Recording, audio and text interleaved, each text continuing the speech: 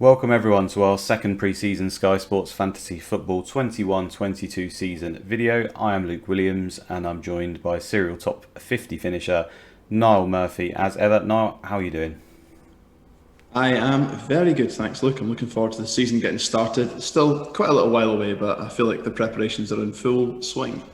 Yeah, love to hear it. Today, guys, we're going to be giving you our thoughts on the prices. As you can see in the background, hopefully, let me get the screen up. A bit of a rookie at this. There we go. I'm going to talk through some of the options on the website. So, unfortunately, the way the website displays, we kind of have to click through it on the transfers page at the moment and give our thoughts on some of the teams we think will offer some players and some options pre-overhaul. A lot of the players obviously may become factors later on in the season. Maybe give a sort of a brief nod to those, but the general thoughts here are obviously focusing on that pre-overhaul, so just the first three fixtures. And yeah, some of the options that we think are going to be good. Obviously, we're going to take into account there some of the single match days as well, as that is part and parcel of the Sky game. So fixtures I will talk through as well. We'll bring them up occasionally as so, and on our first video we give a brief look at those as well. So as you can see just by the fixtures list, I brought up some of the better teams to target. Quite obvious there at the top in the likes of Aston Villa, Brighton, Liverpool, Everton, etc. have some really nice games, and then there are some teams that kind of fall into the necessary category, such as Arsenal and Brentford, just simply because they have a solo match day to kick us off.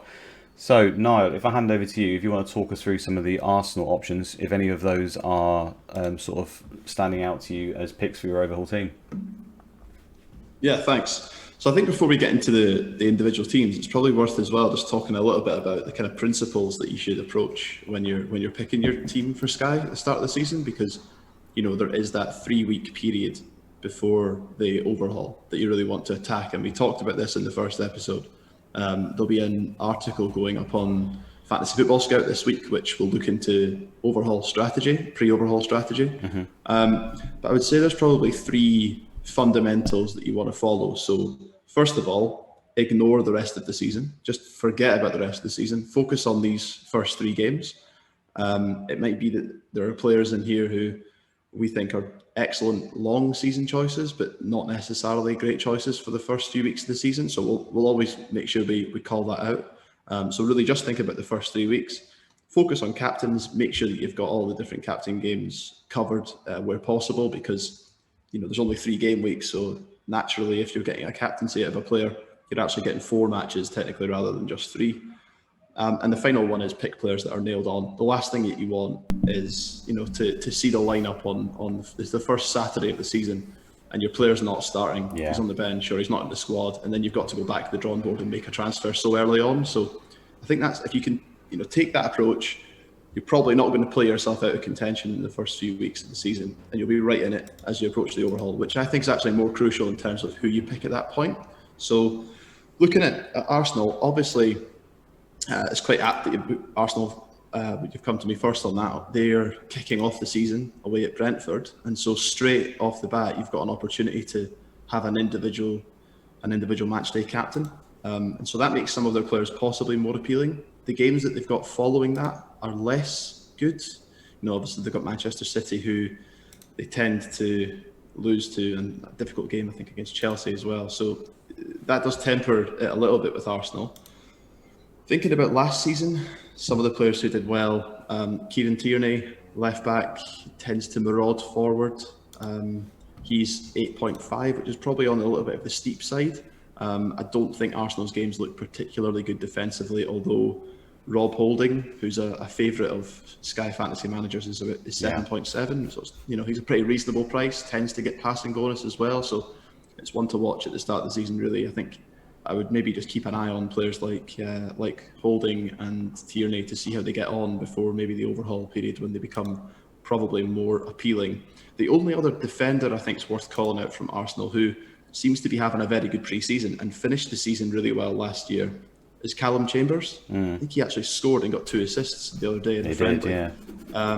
So he's only 7.2, and at the moment looks like he's going to have a decent chance to nail down his spot.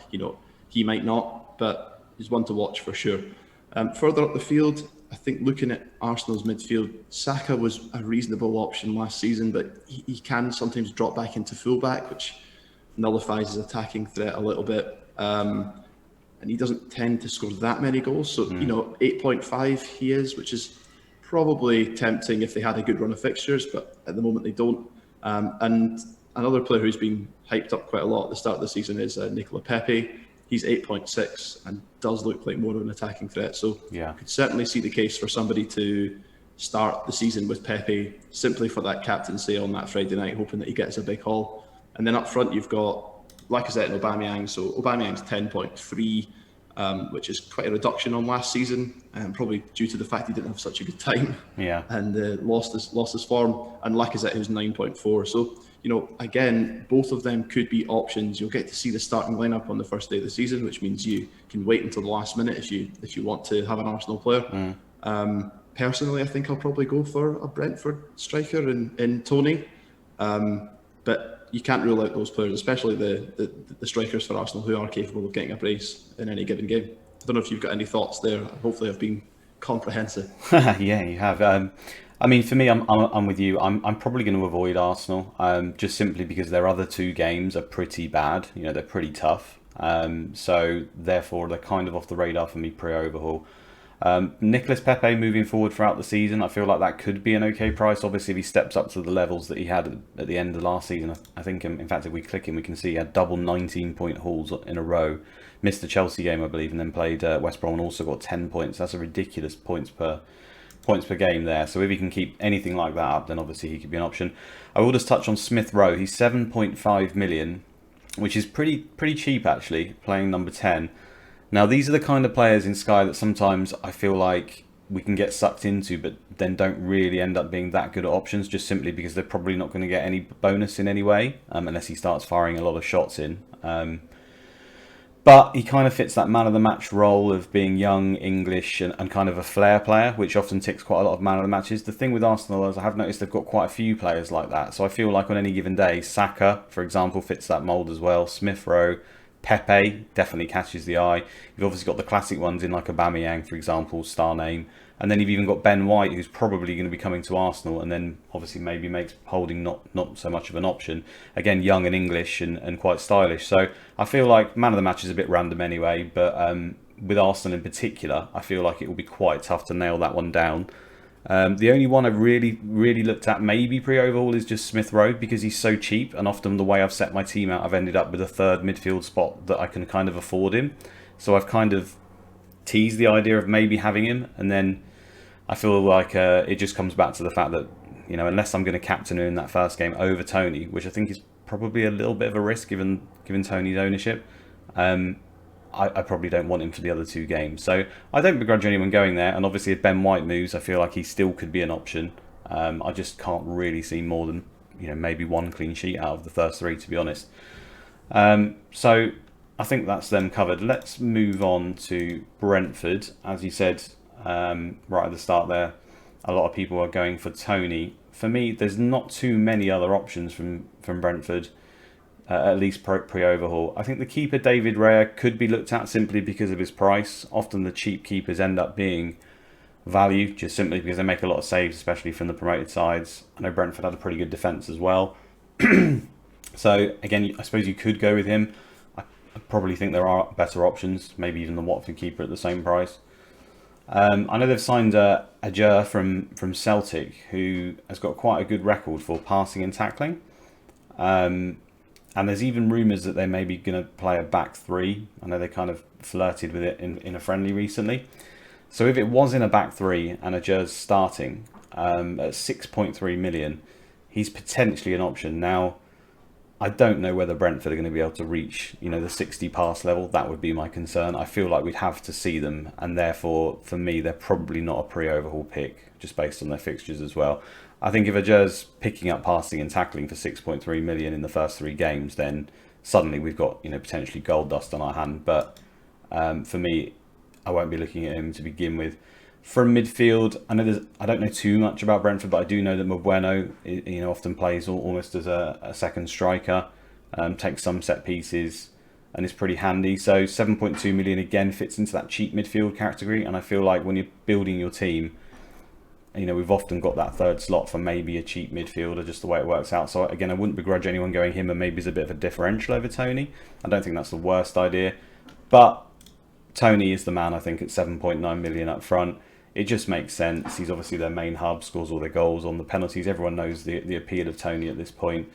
And I think not just pre-overhaul, actually, because that price is so cheap, 7.9 million, I do feel like, especially if he's able maybe to even score one goal in the first 3 games, and Brentford don't look horrific, he could actually make up one of our spots in our team moving forward, because we've seen this before. These cheap strikers just invariably are pretty good value. They just have to get one shot throughout the game and then maybe score with their second shot, and suddenly they're hitting the shots tier, probably the man of the match as well in Tony's case, because he's a standout player, and you've got a decent haul on your hands for such a cheap price. So anything else at all for you to add on Brentford?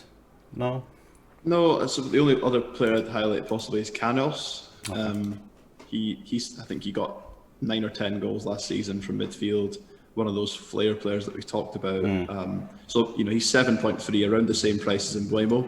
So he could be someone that, if they get off to a flyer and they look like they're going to be last season's Leeds, then possibly he could be an option too. But I agree with you. I think Tony is their star man who takes penalties, looks like he's the goal threat. So I think if you're going to be going for Brentford, he looks like the man. Indeed.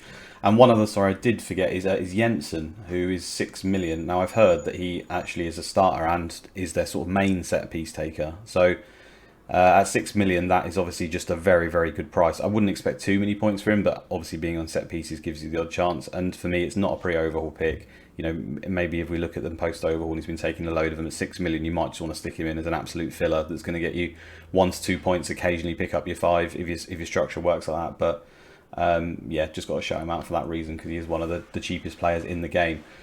Okay, I'll hand back over to you for Brighton, Niall. Now, they're a team with some pretty good fixtures, which I'm going to bring up here, and I think will make up quite a part of many Sky Fantasy managers' football team at the beginning. Do you want to talk us through them? Sure. So I think Brighton are a team that have received quite a lot of attention in the pre-season analysis for Sky, probably in FPL as well, just because they've got a good run of games to start. They finished the season on a real high, and particularly in the Sky, they're a good defensive asset, because not only do they keep quite a few clean sheets, they actually do knock the ball about a bit as well, so they keep possession. So I think the standout option for them, and he's their most expensive player, I believe, is Lewis Dunk. I think he's probably a bit underpriced this year, if I'm honest. He is 8.2, which seems ridiculously cheap considering last year he was such a beast. And he's the kind of player that can score. He can get shots bonus, he can get tackle bonus and passing in the same game. We've seen it happen. He plays in the middle of that back three, and he knocks the ball around like a Manchester City defender. So he's someone who I would highlight as a good option. Also, I must just caveat that a little bit though, because apparently he's been missing some pre-season friendlies. He's not fully fit. Yeah, I did hear that. So nor is his defensive partner Webster, who's only 7 million, who I think is a really good value pick there. So just worth keeping an eye on them, how they develop fitness wise as the season approaches, because Lamptey's also injured and not going to feature at the start of the season, and obviously they've lost Ben White, or losing Ben White, and so personnel will be important. If a couple of those are injured, then I'd maybe steer clear, but their fixtures are good. And we've talked a little bit in the last episode about potentially looking at defensive double ups or triple ups. Brighton are amongst one of 3 or 4 teams that I would say, if you're going to do it, they might be a place that you could look. Defensively, I think they're probably better than they are going forward. They have a lot more rotation up front, and they don't tend to score as many goals. So Sanchez, the goalkeeper, at 6.5 is probably one of the cheapest goalkeepers that I think would do potentially a good job. Doesn't tend to get as much save bonus as some of the other keepers that maybe in the reckoning as well, like Martinez. But again, proved himself at the end of the season that he's a good stopper, and he actually went to the Euros as well with Spain. So that's clearly how highly regarded he is. Going further forward, there's pretty slim pickings, if I'm honest, and I couldn't see myself having a Brighton forward or even a midfielder. The only one who you might want to throw in is Mulder. So Mulder is only 5.6, which is a ludicrously cheap price. He started the last run of games at the end of the season, and so might be someone who continues to play, but even if he does, he's probably not going to do that much. He'd just be someone who's in there to save you budget. But yeah, he's 5.6. I don't know if there was anyone else in there you want to call out, but I think that was probably it going forward. No, to be honest. I mean, Bissouma's a great player. He doesn't really tick many of the sky boxes, unfortunately. He can get tackles, obviously. I think if he moves club and maybe gets into a team that he can get more passes, etc. But I mean, I'm just clicking through his pass points here, and you can see that tackles and man of the match is occasional, but passes is not actually that often, which is surprising because Brighton, they do flirt with it. And that was the only other thing I was really going to say is I feel like it's not just because of their fixtures, their cheap price combined with the fact that they are one of the few teams that outside the very top teams that can actually get passing bonus or flirt with it quite regularly. And as a result, that just heightens them for me straight away. So, like you, I agree that Dunk is a really cheap price when you compare him to, for example, some of the other defenders. When you're looking at the top end, like Stones even, who's pretty cheap himself, Diaz, etc. When you compare him to the likes of those guys, he's really cheap. But then even within his team, Webster is then ridiculously cheap compared to him, 1.2 million less. And that's the kind of move where I feel like if you're struggling for budget, obviously I prefer Dunk, but I feel like just for the 3 games, Webster has got a chance of getting close to matching him. Potentially they're going to get the same amount of clean sheets because they should hopefully both be starting all the games, so that shouldn't change. So really it's just going to be the passing bonus is often quite close. Dunk's maybe marginally better, but you'd hope that if Dunk was getting it, Webster was also in the frame in that particular game as well. So really it would just be Dunk's added goal threat and potential man of the match that you'd sort of been paying for, which for me is probably not worth the 1.2 million over the course of 3 games. I think over the season, as you can see the total points here, Webster hitting 127, Dunk hitting 179, it does start to factor out. But for me, I've considered, for example, not going with Dunk in the first 3 games just for a budget constraint and maybe going for the likes of Webster and maybe even a Veltman. Now, Veltman, I think at the moment, is probably looking to play right wing back in the absence of Lamptey, so the passing and tackles might be harder for him. They generally are for the players out there. Not tackles, he probably could get that, but the passing is a little bit harder. Tackles are less consistent to pick up, but obviously he's got that added attacking threat. So from the 2, I probably prefer Webster, but I feel like a Webster and Veltman double up isn't the worst idea in the world, and I probably think you're going to see a lot of teams with that combo, and even with Sanchez as well. So starting to sort of like you go cold on them a bit. I think it's more to do with the fact that all these rumours of the injuries and people leaving, you start to tinker and they start to remove them from your team. But when we bring it back to basics, they've still got extremely good fixtures. They are a very good team on paper, and it's more of a system that they play that lends itself to these players. So I can't see myself not going with maybe 1, 2, possibly even 3 when the season actually kicks off. Let's move on to Burnley very briefly, because I don't know about you, Niall. They have got some options, I feel like, season long, like potential ones. I still think Nick Pope, for example, at 6.9 million may not be the worst idea. He's basically Martinez from seasons past, and he's a little bit cheaper than Martinez. So I feel like he still has the potential to get ridiculously good hauls, and he's the king of the single match day, he's known as, isn't he? So there's guaranteed to be some Monday night Burnley games and stuff like that in the future where if you've got him sat in your team, he's a great captain option. Outside of that, though, the only one that really interests me, if I'm honest, is probably Chris Wood at 8.6 million. I still think that's a fairly cheap price for him, and I feel like at some point, there may be an option to bring Wood in. But given their start to the season, the fact they're not required for captains, I've just completely avoided them. Have you got anything else to say on them at all? Not a lot. If there might be some movement at the back. There's rumours that Tarkowski's generated interest from elsewhere. If he goes, it might free up a space for someone who's cheaper and in that enabler category. I noticed that Kevin Long's 5.7. He featured a little bit last year, but no, their fixtures aren't particularly good, and they started the season pretty brutally as well last year. And with, I think Chris Wood might not even be available to begin with, so yeah, I'm probably going to the Olympics, isn't he, or something? Or he is, yeah. Okay. Yeah, so I think I'm going to sideswear Yeah, agreed. 7.1 million for Brownhill. He's quite a darling in FPL. He's a 4.5 million midfielder, maybe, but if you start taking some set pieces, that's a decent price. But apart from that, not really any even long-term options outside him and Pope for me. I'll hand back over to you now for Chelsea. Now, to me, they're quite an interesting team in terms of their prices, but given their fixtures, yeah, it's a tricky one. Are you going to be having any players or any ones that stand out to you?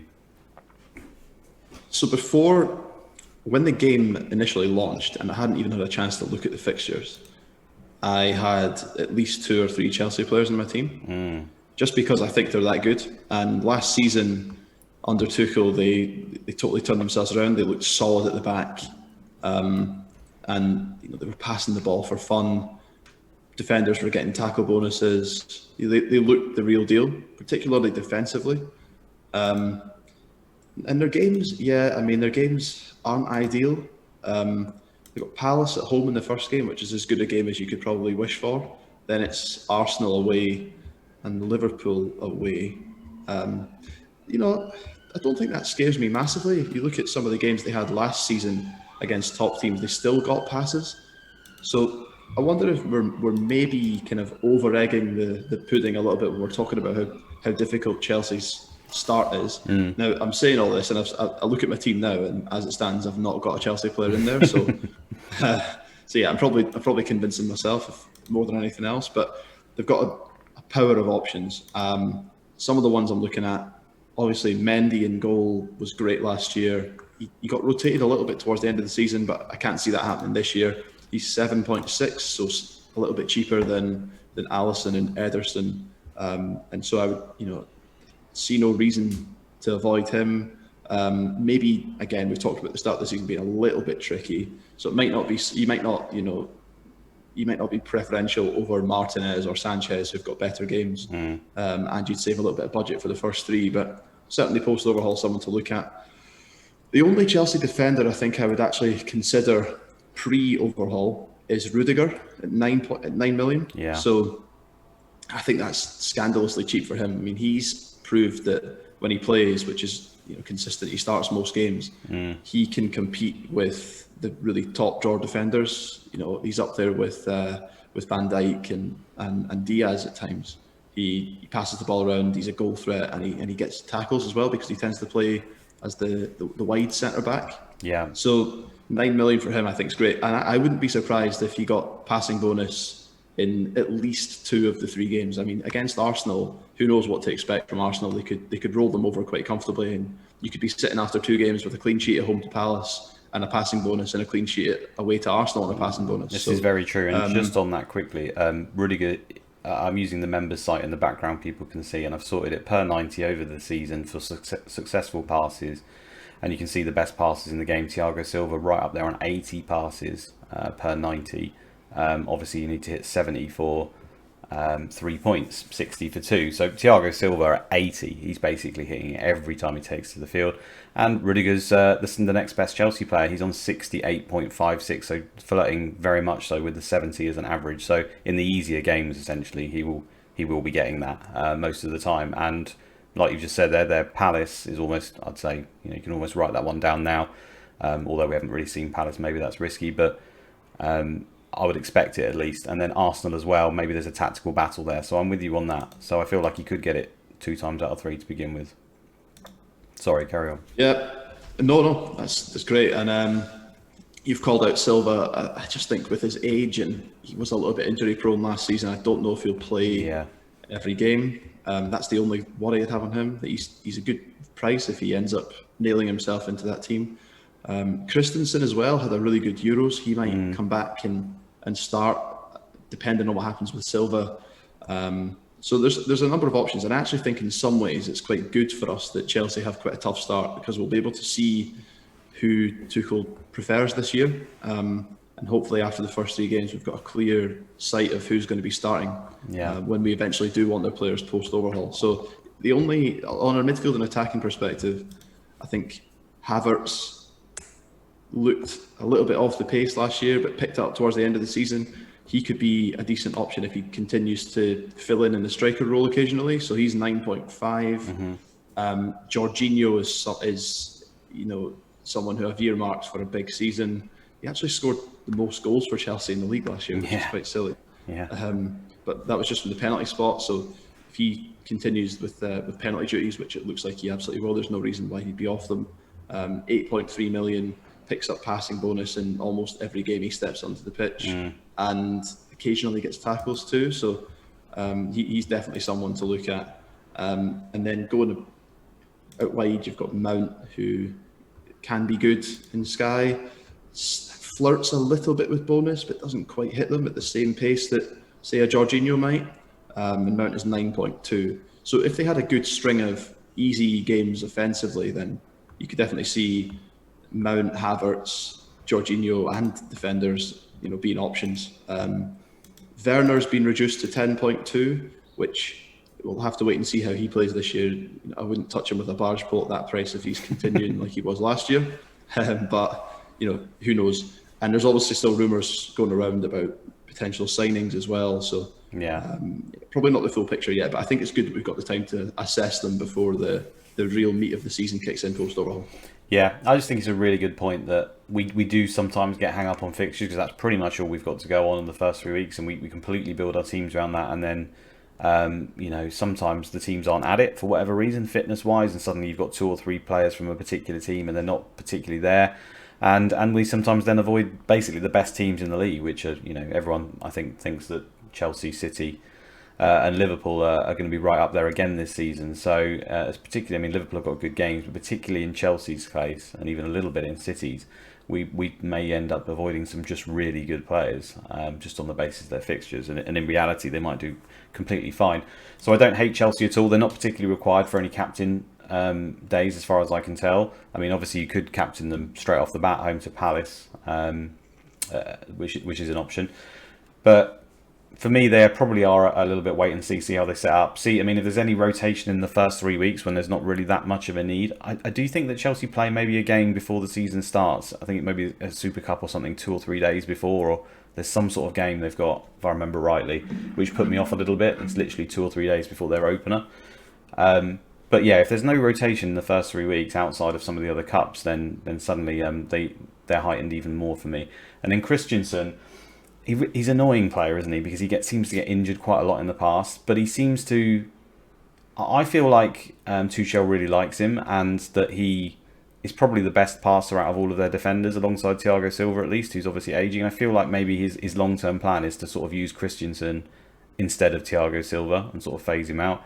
Now, it might be with him as well.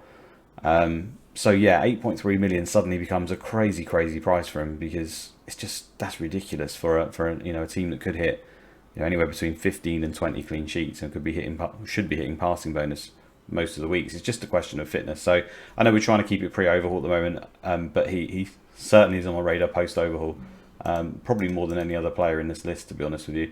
Jorginho, though, with you, I will just touch on that.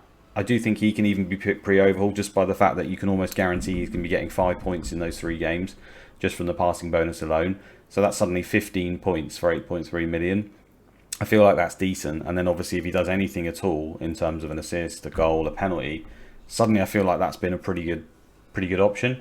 I think given his World Cup campaign as well, the sort of spotlight will be on him a bit as well. And we know that Sky Sports writers like that sort of thing, so I wouldn't call it crazy to think he might get a man of the match as well. So I do just really like Jorginho, full stop, which is, in past seasons he's always been an option, and he's always flirted with being an option for a little while, and he's kind of just drifted off. But I feel that price combined with the way he's been playing of late probably sort of elevates him a little bit, even above the likes of some of the other top teams players in the same mould. So like your Thiagos and your Fabinhos and stuff, who seem to be a tiny little bit more expensive, I think, or certainly around it. I'd probably pick Jorginho at the moment, given the options. Let's move on. Everton, they've got some good fixtures. I'm going to bring it up in the background here. Southampton at home, away to Leeds and away to Brighton. So some okay fixtures, I think, for the first 3. Certainly that home to Southampton game stands out. I feel like the Brighton game, on paper, you'd probably put that down to pretty low scoring at the moment. And then away to Leeds, I suppose anything can happen in that game, such as the nature of Leeds. So for me, I've not really got any Everton players, because they're not really required for captain days for me. So there's not too many for me to talk about. Digne, 8.5 million. I think that's pretty cheap, especially if he's playing as a left wing back. The problem with him is he's probably not going to get passing or tackling, and there are players in that sort of area that might. So I'm not 100% sold on him. There could be more set pieces for him this season, just as the basis of we don't know what's going on with Sigurdsson. I don't know what's going on with James Rodriguez either. I think there was some rumours that maybe even he's leaving. So maybe there's a little bit more attacking threat from him. But then, having said that, they have signed Townsend, who seems to be playing a lot of the games at the moment. I don't know whether he's just a squad player or not, but he's been known to take the odd set piece as well. Allen at 7.8 million is another one that is in that mould of that DM who can get passes and tackles, and that is a cheap price. So he's one to keep an eye on, but for me, not pre-overhaul. And then Calvert-Lewin, he is just a solid pick, I think, even at 10 million, just because he seems to get shots on target a lot. He's right up there alongside the likes of Harry Kane for the level of shots on target that he gets, which obviously then brings him into the fold for having 2 bonus every time he sort of scores a goal, or even if he doesn't. I just can't see a place for him in our team at the moment, but I feel like he'll be one that we'll probably bring in for a stretch at some point. Richarlison at 9.1 million, at least they've made this interesting, I feel like, because he is someone who can pick up passes and, well, not passes as a forward, but more tackles, because he just gets stuck in all over the place. And he's a bit of a live wire, so man of the match and stuff. He's a little bit erratic, but he is potentially a really good option in Sky, and he has been in the past, especially when he's been in midfield. So maybe a teaser at 9.1 million at some point, but I believe he's also either in the Olympics or he was in the cup. What cup are they playing in? I've forgotten what the name of the cup is now. Remind me. He's playing with Brazil at the moment, where they got to the final. It's completely escaped me. I think he was. Copa America. Copa America. Thank you very much. I just woke up. I thought I'd let you stew on that one a little bit before I came in. Cheers, mate. I did just wake up off of night, so the brain's not quite working yet. So pre-overhaul, not really much for me though. Anything else to add for you? Not a great deal. I would just say that if you look at the fixture ticker, they're right up there. You know, they've got on the surface some pretty good games. New manager, hard to know how they're going to play. I mean, if it's Rafa, you'd expect that they're going to be not so exciting going forward. So it might be that you look at the defensive assets. Hard to see any great value there when you're looking at the likes of Brighton, who've got equally good fixtures and tend to pass the ball around a bit more. But Pickford could be a shout. 7 million in goal. Yeah. Had a good Euros. Might be in line for some man of the matches if they put up a performance. Also, just worth calling out, hot off the press, there've been some additions to the game made. Demarai Gray has joined Everton, and he comes in at 7.8.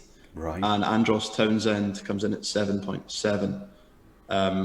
Neither of them really excite me. I mean, Gray, yeah, I mean, they might end up nailing themselves down in the kind of third attacking berth with Richarlison and Calvert-Lewin, in which case maybe there'll be an option, but at the moment, not looking at them really. Yeah, those signings, they don't quite fit the mould of their more recent ones, the likes of James Rodriguez and Allen, and then suddenly they're getting Gray and Townsend, and it's not necessarily a downer on them, but it feels like then that combined with Benitez, they're almost sort of stating they don't really have that much money.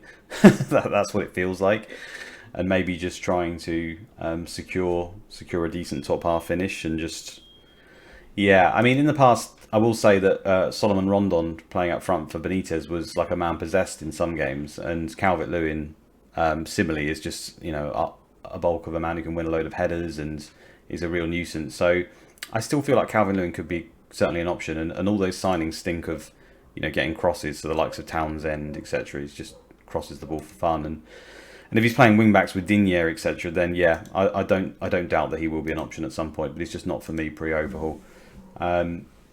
Let's move on. The only final thing I want to say about Everton, sorry, before you move on, is that obviously it doesn't look like Sigurdsson's going to be starting the season, and so penalties are back up for grabs, I think. So would it be Richarlison probably who'll take responsibility for those? Yeah, I'm not even sure. Gives him a little added edge over Calvert-Lewin. That's a very good point, actually. Yeah, I probably would say Richarlison is the first, and then obviously you've got James who could be in the frame, and I think Townsend maybe, if he's new to the game and is sort of in that team. Maybe even Digne.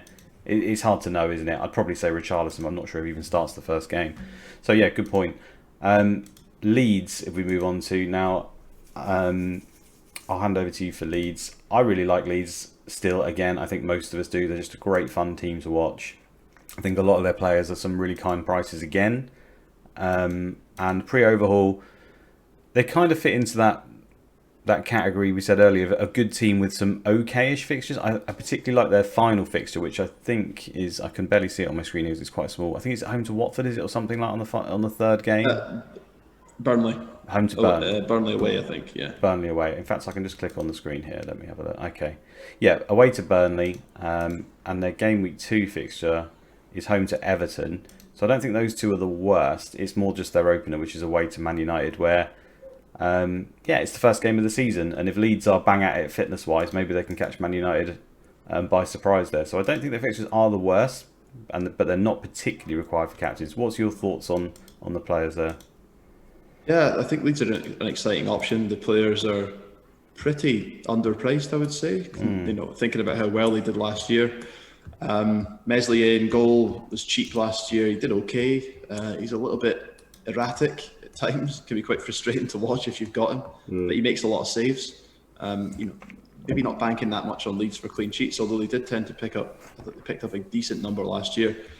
Looking at their defensive options, I think Cooper has been underpriced. I mean, Cooper definitely has been injured a little bit and in and out of the team, but I do still think that if he can position himself at centre back for them for most of the season, he's going to pick up passing bonus in a lot of the games. I mean, the two games that you've mentioned there, Everton and Burnley, you wouldn't be surprised if he got tier 2 in both of those, and he's even capable of getting them away at big teams.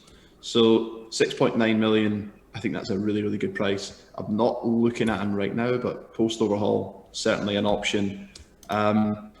Unfortunately, the golden boy himself, Dallas, who was just unbelievable last year, I think he was 6.3 and was classed as a defender. He's actually been moved to a midfielder at 7.5. So that probably takes him away a little.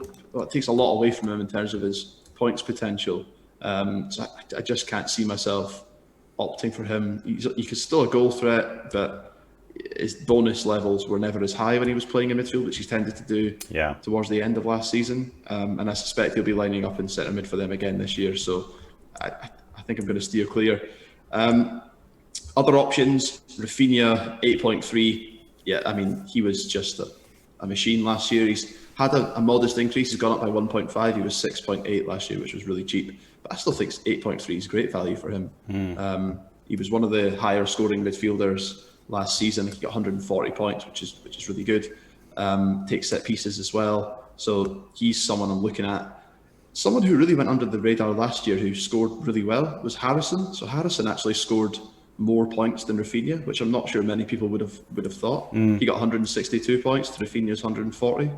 And he's only 8 million. So, again, could be an option. And then finally, Bamford, who was probably their star man last year, 9.5, and hopefully he's sharp. He's had a summer off, coming back into it. So 9.5 million, taking penalties and scoring goals. So again, you can't argue with that. And I think that's a bit of a trend that you'll start to notice, that when we go through, there's all the players here, there's a number of options at that kind of between 8.5 and 10 million mark for that second or third striker, which I think will make the game really interesting this year, because there's going to be plenty of options and potentially some large swings as well when you've got players like Bamford and Calvert-Lewin who are capable of getting big hauls all around the same price. Yeah. So I don't know if there's anything else you'd want to add to that, but I think Leeds are definitely on the radar for post-overhaul. Yeah, I agree, and even pre-overhaul, just because I think they're a great team. Cooper definitely stood out to me. I was just in the background showing the passes per 90 again, and Cooper surprisingly is sort of at the 55.54 mark. Now that's across the whole season. I feel like their passes picked up at the end, so obviously you could sort here for the last 9, maybe the last 19 or the last 10. I suspect he would be a little bit higher than that even, but even so, that's because some of the games, they just didn't play in that particular style, and they wouldn't have got it, but he's almost flirting with it. So 6.9 feels a very cheap price for him, to be honest. and he could be definitely a post-overhaul option. The Rafinha option for me is an interesting one because he's the exact same price as Jorginho, and I feel like he's one of the few players who, when you're looking at, well, am I going to get Jorginho for the season? Am I just going to leave this guy in, and across the season he's probably going to be value?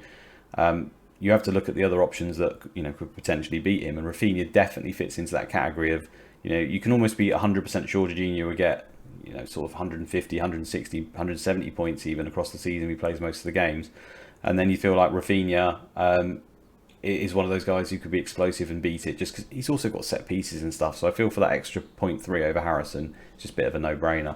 So I think he'll be probably really, really well owned amongst most of the Sky managers. The fact that he's a midfielder and he's an option means that Bamford then becomes a little bit of a differential as well. So that's one to watch out for, because I feel like people will just have him and then use him as their captain, and then Bamford will kind of be ignored.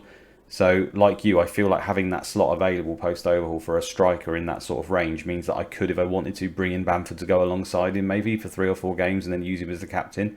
And I feel like that could work out pretty well. It's just, the penalties in the Premier League just seem to be just so consistently happening for most of the top teams. There was some talk this season about they're going to be looking at VAR and maybe fixing them and that.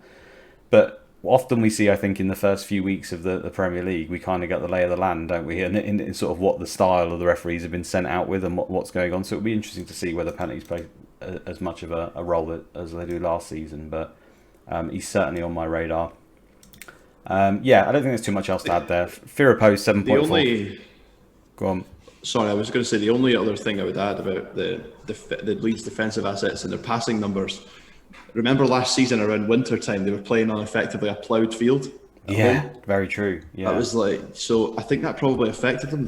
They were getting good numbers away from home, and then when they were at home, it was like playing on a mire. So hopefully they've sorted that out this year, and that might be something just to keep an eye on. That those numbers would probably be higher if it wasn't for that. Yeah, no, that's a good point. Firpo's a new signing, or Firpo from Barcelona at left back. I think 7.4 million is relatively cheap if he can sort of be as good as we think he might be attacking wise. It's just that when you've got the likes of Cooper for 0.5 less and probably more consistent with the bonus, I'd probably start with him. But he's certainly one to keep an eye on. I'm excited to see him play actually this season. Let's move on to Leicester. Now Leicester are another team that, when we look at the fixtures, are pretty high up there. Home to Wolves, away to West Ham, and away to Norwich. I'd say probably only that away to West Ham game is tricky, but it is also a single match day. So they obviously offer a captain choice. Let me just see if I can get my screen with the select games up. There we go. So yeah, as you can see, home to Wolves, I think that's an okay game. Obviously, you'd probably be looking to captain Salah there away to Norwich, or maybe a Chelsea player, or even Bruno Fernandes home to Leeds. You've then got this single match day in game week 2 away to West Ham. So a lot of people, I think, are going with the likes of Antonio. We all know what his record's like. I think having a backup of a Leicester player might be a smart option just in case, if you do end up going with Antonio anyway. And then the final one on the Saturday away to Norwich. They're actually not the worst option there for a captain, because Man City are at home to Arsenal, which you get to see the lineups there. I'd probably be inclined to still go with the Man City captain myself. However, Liverpool play Chelsea later on, so that's pretty tough to call. So Leicester away to Norwich is a pretty good game, so I feel like you could make a case for picking a captain in that game as well. So as a result, I feel like they are a decent pre-overhaul team. The issue I've got with Leicester at the moment is I'm not 100% sure. I think, like many people, how they're going to be setting up. Is it going to be a back 3? Is it going to be a back 2? For the centre backs anyway. And obviously they've signed a Daka as well up front, who looks like a very good player actually, but I'm not sure he'll be featuring to begin with. It very much seems to be a wait and see. But that 8.5 million for Daka is very tempting. He's got a great record, so one to look out for. Obviously Iñárritu is the darling at 9.1 million, and I have played with him in quite a few drafts actually. I think the sort of template striker lineup, you can see with this is my B team in the background here, which I was just looking at season long sort of picks. It's sort of a Salah, Kane, Tony, and I feel like a lot of people are going down that route. Sorry, not Salah, Kane, Tony, Salah, Antonio, Tony. And I feel like Iñárritu is in the conversation to maybe break in there, maybe ahead of Antonio. So I do like him as a price. Obviously, whether he's going to be playing games is a huge factor. Like you said at the start, we need these nailed on players. I can't see any reason why he wouldn't be nailed right now, but it is just a concern that some other people have. So one to keep an eye on. Barnes, for me, 8.6 million is a really good price. If he can continue to do what he was doing, he's just so direct. Takes a lot of shots actually. So he's one of the rare midfielders who will regularly hit that shots target bonus. So I do really like that price. Not to begin with, because I'm just not sure how it would be from his injury. I see a lot of people with Tielemans in their team, just because again he's at that midfield price slot where we might have that left over, and he kind of covers it. I feel like he's an okay option. I'm not as high as other people on him.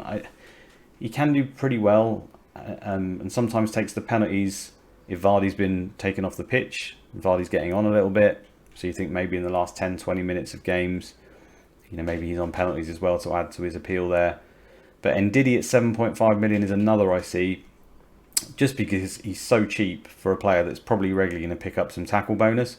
His passing bonus is not as consistent, but I feel like you could stick him in pre-overhaul for that cheap slot and probably pick up 4 or 5 points in a couple of the games there and end up being value.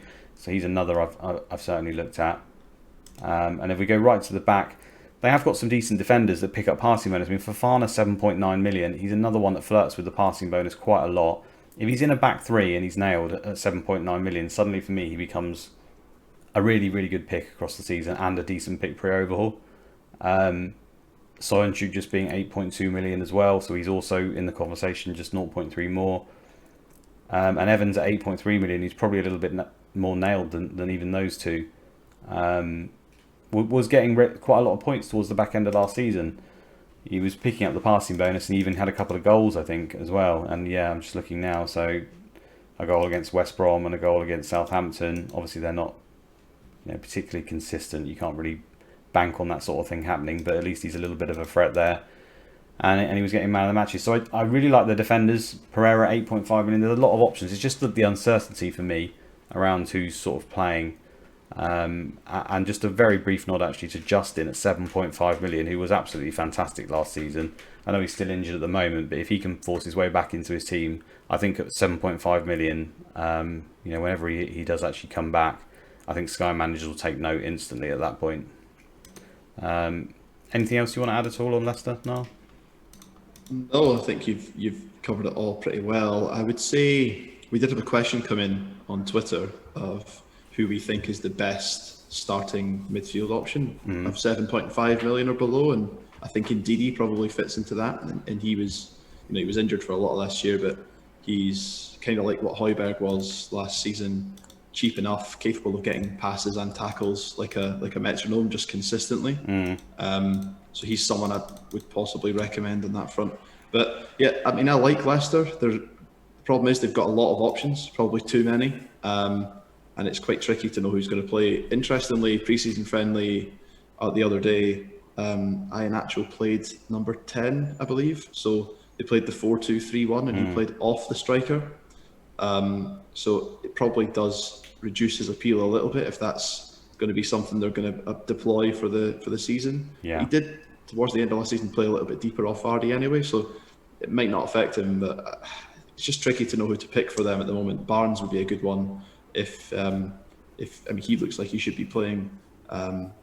So yeah, I think it's just a bit of a nervous one if you've got a Leicester player, because you're not going to know who's going to start. The good thing about them is I think they're in the Community Shield, aren't they? So you'll get to see them lining up a week before the season starts. Yeah. So that they might play their full strength team in that game.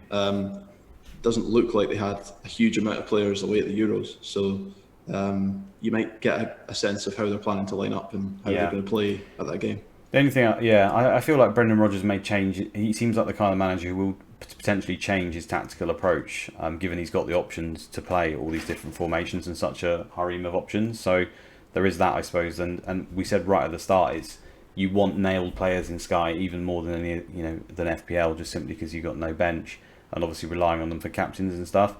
So for me, they're very much, although the games are great and the options are great, it's probably a little bit wait and see. And if you are going to pick for one of them, it's probably the likes of Ndidi, just because outside injury, he basically starts from every single game. He is fairly injury prone, but I'd be picking him. And Tielemans, I can see for the same reasons. Maddison, we haven't touched on, is just 0.1 more than Tielemans. Yeah, I did have him for a small period last season, and he was pretty good. Sorry, my cat's just ripping up my sofa. Let me just kick it. Oi! Get away, Wolfie. Just bought it. Just bought a brand new sofa bed, £400. He's ripping it away. Come on. Anyway, yeah, he's had enough of my Maddison talk. Yeah, so maybe it's just, again, he's one of these players that looks really good. He's almost in that Jack Grealish role where he's involved, he's in everything, he's up there, but he comes out of it with 2 points because he doesn't really get the passes, the tackles. He can get the shots. He takes quite a few of them, so even more than Jack, I'd say. So yeah, he's a teaser, but with their system not known. And if they were to deploy that system you just mentioned there with a forward and then Iñárritu in number 10, where does that leave Maddison? I'm not 100% sure. I would have thought he'd be starting, but it's just too much guesswork at this point. Let's move on to Liverpool. That are, yeah, a really good team for us to pick. I mean, obviously they're a great team. They had some pretty poor games last season. They've also got some great fixtures. If we bring that up, they're right near the top. So they're away to Norwich, home to Burnley, home to Chelsea. So definitely 2 out of the 3 are good. And home to Chelsea, I suppose anything can happen in that game. I'm just going to start right at the top. I think Salah's just pretty much a lock for most people. He's 11.9 million. Having a really expensive striker, I think is a good option just because you can move down from him to anyone if you want to. And I see no reason to not go with him, to be honest, especially for the fact that he can be a captain option in at least, or maybe in all 3 of the days, but certainly 2 out of the 3. The fact that they've made a difference there between Salah and Mane at 0.9 million is interesting. At least they've given us a little bit of a decision. Sorry, now I've got to close my window because there's a thunderstorm. It's all going off here. So yeah, I feel like Mane could be an option moving forward. Probably not one to start with. And Jota at 9.5 million. Again, if any of the front 3 get injured, I feel like he's an option. The fact that he's a striker is kind of a bit annoying though. So I probably won't be going there because, again, we talked about the nailed on thing.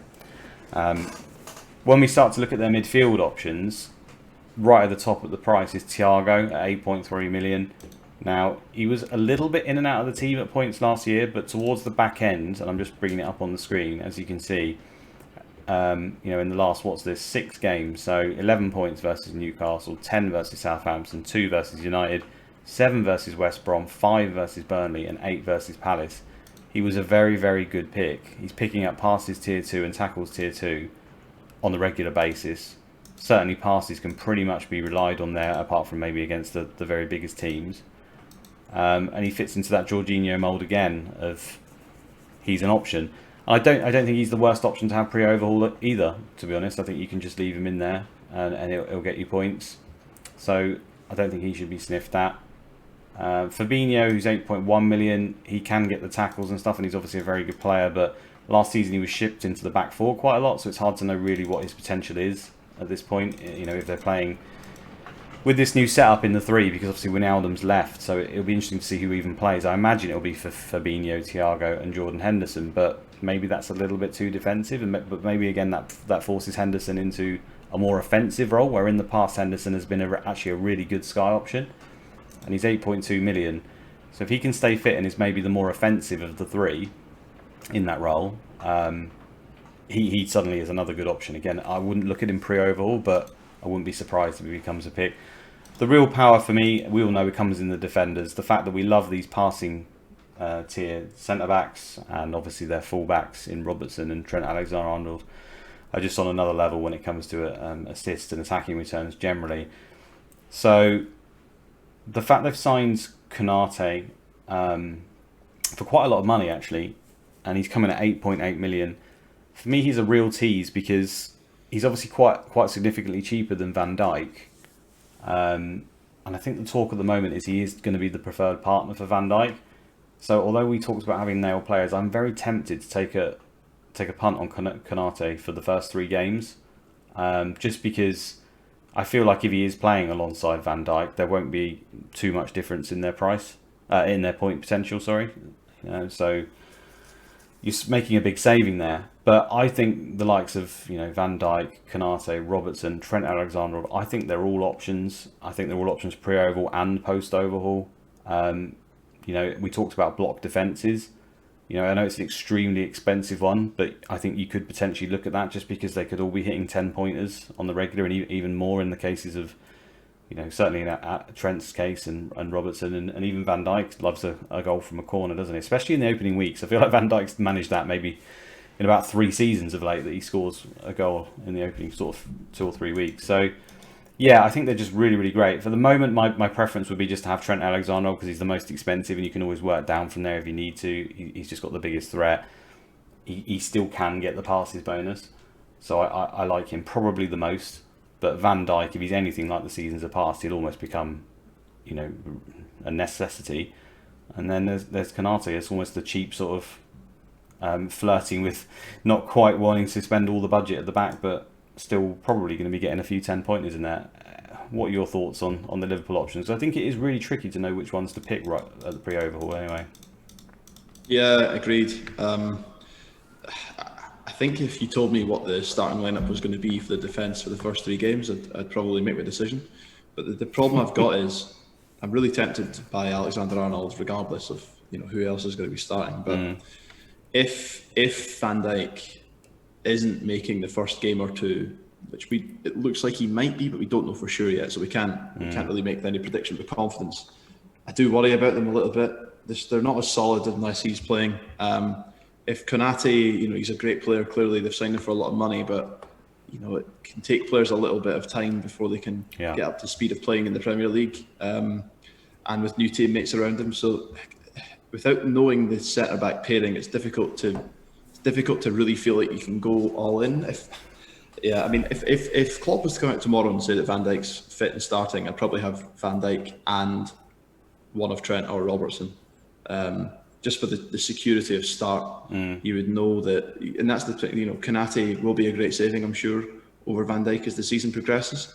But I just don't have the confidence that he's going to play all the first 3 games. Now that it's probably just there may be a reasonable percentage chance that he does, but I'm just not wanting to take that risk at this point. I can't really be arsed with having to make a transfer early on, or have someone taking up 8.8 million who's sitting on the bench. So yeah, I think that's going to be my approach. But I can definitely see the temptation for some. If let's say you're sat there and you're trying to work out how you can upgrade a midfielder. Maybe you wanted to try and get De Bruyne and Bruno into your team, and you're looking at a way to save some money at the back. Then I can see the reasons, but it's not for me. I don't see the such an upside that it's worth risking having nobody playing at that position.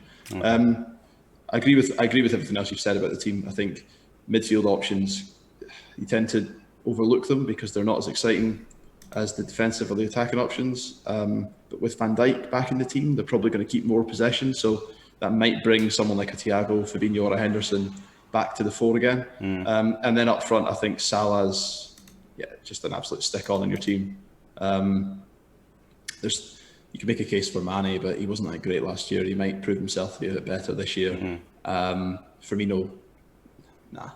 Yeah, I just think Salah's just absolutely a certainty, and he'll be captain for me probably at least twice. Yeah, twice out of the first 3 game weeks. Yeah. Okay, so I think I'm probably in my main team probably going to err towards getting Trent Alexander-Arnold just because he's nailed on. He's the most exciting option. He can get the bonus, and obviously he can get so much more. He's an explosive player. So he's also in pre-season training already. So I think that all gives him the edge because obviously he didn't go to the Euros. So for me, he's just the easiest pick to pick at the moment. And I am still incredibly tempted by Konate as well, just as a backup. But like you said right at the start, if you get him and he just doesn't play, suddenly it is a massive waste. So I'll probably be guided there by Klopp and sort of the predicted lineups and stuff, and maybe do it to myself. We'll see. Right, let's move on. So Man City, we're only halfway through the teams here in Ireland. We've been going by for nearly an hour, so I apologise to everyone already. Let's see if we can fly through these really quickly. So Man City fit into that category of okay-ish games. but just being obviously a fantastic team. In terms of their fantasy assets, we want nailed on players. So as a result, as we're only talking pre-overhaul, I'm going to have to discount quite a lot of them, which is a shame, because the likes of Cancelo, for example, is possibly game breaking if he was playing every game. He gets the passing bonus. He's so attacking. He hit 201 points last season and didn't feature all that often. It's not too far away from Diaz, who was seen as the absolute stalwart of their defence at 229 points. So I feel like Cancelo is a game breaker. Stones at 9.2 million as well, potentially, a game breaker there. Absolutely ridiculous points per million for him. He's a lot cheaper. He's 1.4 million cheaper than Diaz. So again, I think he's a really good option. But because of Euros, does he start the season? I know Laporte went as well and Diaz did, but Stones went a little bit further than all of them. Not sure. Do I just pay for the security in Diaz? I feel like at this point, if you're going to get a Man City defender, which is never a terrible idea, you probably just pay for Diaz. You could get away with Stones and use that 1.4 million, but if he just misses one of the three, suddenly it was a waste. I mean, there's no guarantee Diaz plays all three ahead of Stones or Laporte. Maybe you put Stones and Laporte, but I think given what we've seen last season, that's probably the least likely scenario. So I think you probably just pay the extra there for Diaz. In midfield, I do like De Bruyne at 11.5 million. I don't think many people will be looking at him because he was not that good in Sky last season. However, that home to Norwich game is absolutely great. Little bit of noise about whether he's injured or not. He's obviously played patched up in the final Belgium game. But still, I think he's just one of these players alongside Bruno Fernandes who can just do it all in that midfield and should never be discounted as a result. And if you do want a Man City captain for that day, I think De Bruyne, Diaz are probably the two standouts, because you can't really pick any of their other midfielders with absolute certainty. I mean, I do like the fact that Mahrez has got probably a good chance of playing, but I just think it's too much of a risk in Sky personally. Same for Foden. Gundogan at 9.3 is probably the other one I'd put in my top three with De Bruyne and Diaz as another option that I probably will play for all three games. And obviously we saw just how good he can be. He's always in the frame for passes as well, depending on his role. So yeah, I do still quite like him as an option and may even go with him. And Rodri's had a little bit of a bump last year he's now 8.7 million. So again, another one of these players who just fits into that that category of hitting passes and tackling regularly. I mean, there's almost no chance that he doesn't get that in virtually every game, certainly the passes. But he is actually one of the few options that does occasionally drop out for Pep, because it's obviously Pep, whereas some of the others, they don't necessarily. So, I don't hate him either. So they'd probably be my top four. I personally can't look at any of their forwards in Sterling or Jesus. I mean, I'm sure that they could both be great. Sterling, great Euros. But if he's playing... well, first of all, he might not play, and second of all, if he does play, it might be on the left wing, where I think that when you sort of got nailed on strikers, even with penalties and stuff, as the hub of their team for even cheaper prices than him, he's just not particularly an option at this stage for me. Anything else to add on Man City, Niall? Not for me, no. I think probably looking at the players, there's just going to be so much rotation as well as uncertainty and unpredictability. So it's just difficult. I think their fixtures are not as hard as people are making out. So, there's a case to be made, certainly for Diaz. Stones represents a great saving, but probably not pre-overhaul because he's just had a long summer playing football with England. Gundogan might be a good option at 9.3 still. He could be in my team. Apart from that, I think it's tricky. We obviously just need to wait and see ultimately what happens with Kane as well, because if Kane ends up lining up for Man City, then you're gonna have him regardless of who they're playing. But right now, I think probably Diaz, maybe Gundogan, and if the budget can stretch, De Bruyne are probably the only three I'm looking at between now and the overhaul. Yeah, looking at those fixtures, away to Tottenham, we can't really say what's going to happen there. Obviously, new manager, but I feel like that he still could get 10 points in that game, Diaz. And then home to Norwich, you'd put him down for 10 points now, probably. And then home to Arsenal, again, I feel like that's another potential 10-pointer. So I would not be shocked if Diaz had 30 points in the opening three games. I mean, likewise, you could be spending a lot of money and then end up with he's almost certain to get a passing bonus, so maybe 4 or 5 points in all of them and end up with sort of 15. So it's not, again, it's just such a safe allocation of points there, I think, for that price. you're probably gonna get between 15 and 30 points out of the first 3 games. It seems a pretty good option to me. Every draft I make, I can do so much if I take him out, but then I just feel like I'm probably shooting myself in the foot by not having him. That's my thoughts at the moment anyway. And he's just the most secure captain. Like if I want to captain someone against home to Norwich, I'm probably going to be get 20 points out of that. Worst case scenario, 10 with the odd man. So yeah, really do like him. Let's move forward. Manchester United made a couple of signings, obviously. What are your thoughts on Man United pre-overhaul? Bruno, that's my thoughts. Next team, please. Yeah, it really is that simple, isn't it? There's loads of other good options. Luke Shaw, 9 million. These guys could be good. Henderson in goal, 7.2. Sancho, 10.3. Teasing price, but we don't know too much about him yet. Will even start the season. Bruno is just an absolute lock, isn't he? So 11.8 million. Get him in your team. Don't waste time not having him. Leeds, Southampton, and Wolves first 3. Probably going to captain him. You could argue you're going to captain him in at least 2, maybe even all 3. So yeah, I think he's the man. Case to be made for Maguire and probably Shaw, but again, obviously they've just been on England duties, so who knows how fit they're going to be. I feel like we're going to hear more about these England players as we get closer to the season. Yeah, so hopefully we can bring you updates on that. Yeah. So let's see where that goes. And apart from that, there's no one else who's sticking out for me. I think if you're going to have a Manchester United player, you've got to start with Bruno and work back from there. You might want to have 2, in which case you could look at some of the other options. But I think if you're only going to have 1, then Bruno's probably got to be the man. Yeah. For me at this stage, it's Bruno, and then if you do want another one, it's one of Maguire, Wan-Bissaka, or Shaw. I wouldn't really consider anyone else at this point. Okay, let's go to Newcastle. As Man United was quite short, I don't know if you want to talk us through Newcastle. I think this will be quite short as well, to be honest. Yeah, fixtures aren't terrible, but there's not a great deal of excitement with Newcastle right now.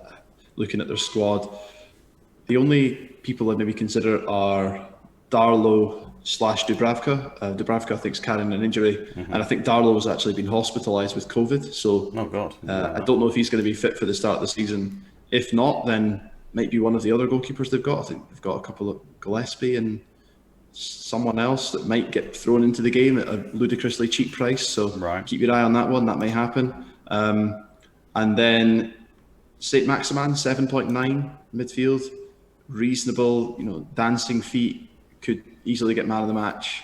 And 7.9 is not that expensive. That's pretty reasonable priced. But I think the only other player that I would be looking at is Callum Wilson, 8.7. Good value.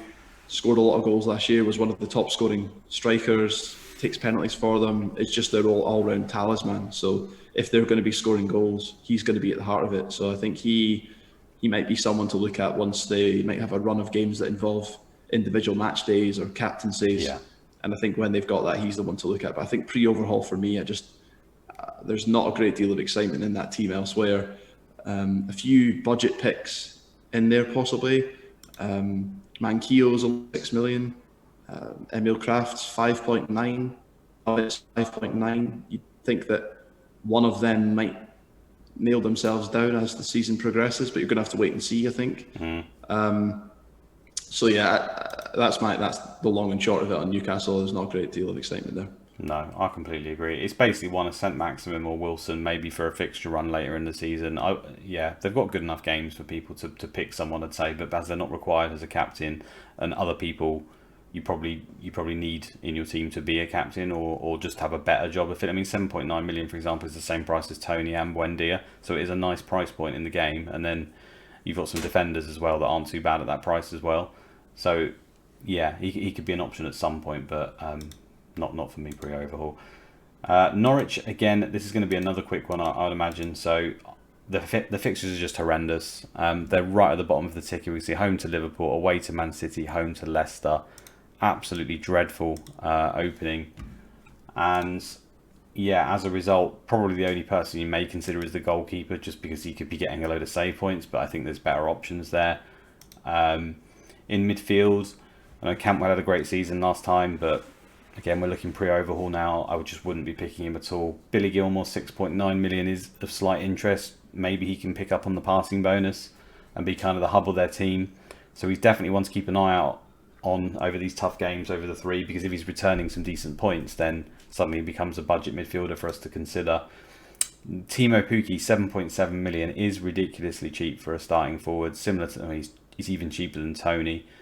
And as a result, I can't not see that being value. I feel like Pukki will definitely be value. He'll hit like 10 goals as probably as a base, and then obviously if he gets a load of penalties, maybe more. This is even without Buendia. I just can't see how that won't be value. The thing is, do you want to use a striker slot on him when you're not really looking for value really in your forwards? You're more looking for the just sheer volume of points and captains. So that's the sort of conundrum. You know, if we had 4 or 5 striker spots, then I'd probably have Tony and Pukki alongside, you know, the Salah, Kane and maybe the Watkins or whoever is that mid-price striker. But we, you know, unfortunately we just can't do it. So anything else to add on Norwich? No, I think just avoid them just now, see how they get on, and then possibly return to them after the overhaul. Yeah, okay. Moving on to Palace, again, they're another team with some pretty dreadful fixtures, a new manager, a bit of an unknown. Is there anything to say about Palace?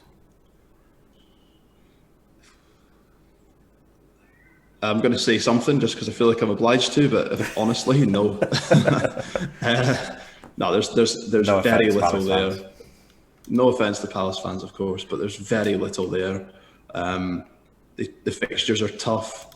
They're an unknown quantity because they've got a new manager. I personally would steer clear for now, and hopefully have the opportunity to have a look at them and see if there's anyone who might stand out. But there's not even a great deal of value in there. I think possibly Zaha would be a good option for us, an individual match day later down the line, but right now, no. And their squad looks pretty thin as well, so they're going to have to make a few signings, I suspect. So it might be one they might make a great signing who comes in at a cheap price and is in there. They're making a lot until we know the style of play. They're making a lot of good noises and a lot of good signings, I think, at the moment. So maybe they'll develop. It's just their games are that bad.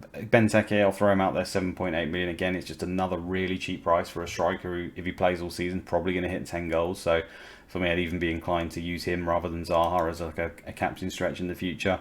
Elise's obviously got a fantastic reputation. It's only 7.4 million, so maybe he can light up the league. But again, we're looking for bonus points really in our midfield if we can, and I don't think he'll be ticking any of those options. I have no idea why Nathan Ferguson is a 6.4 million midfielder. He's an injured right back as far as I was concerned, so I'm not sure why he's there.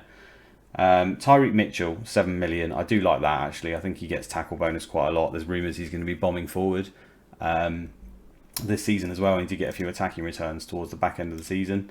Got a goal, assist, man of the match against Villa, for example. And that's just a really, really cheap price. So Tyreek Mitchell in the future, definitely one to look out for. And Gaiti in goal, I'm not going to do it to myself. I had him last season. It was absolutely horrendous for me. But, come the end of the season, 6.6 million for 157 points isn't the worst. It's just that other keepers, Martinez in particular, did better. So he's not, potentially the worst option, but I can't see it pre-overhaul. Southampton are another team that fit into this category as well of having bad games, and I don't think there's really any options to consider myself, probably outside the perennial Ward-Prowse, who just seems to rack up all those points. Any other options sort of take your fancy there now? Romeo at 7.7 could be good value. He was good last year until he got injured.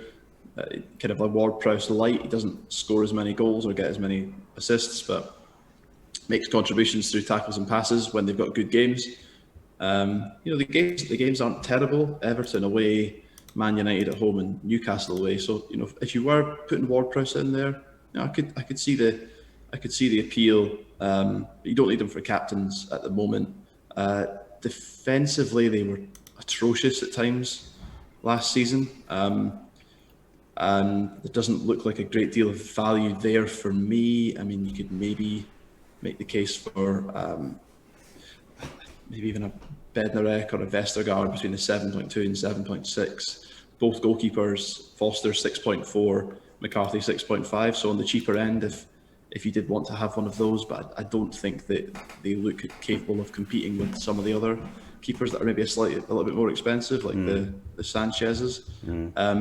And then going forward, obviously Danny Ings, if he can stay fit, is a brilliant option and will score goals. So if you wanted to pick someone who might be a little bit different, then Danny Ings could be a decent shout. But again, I just think for teams like Southampton, pre-overhaul, maybe just a wait and see.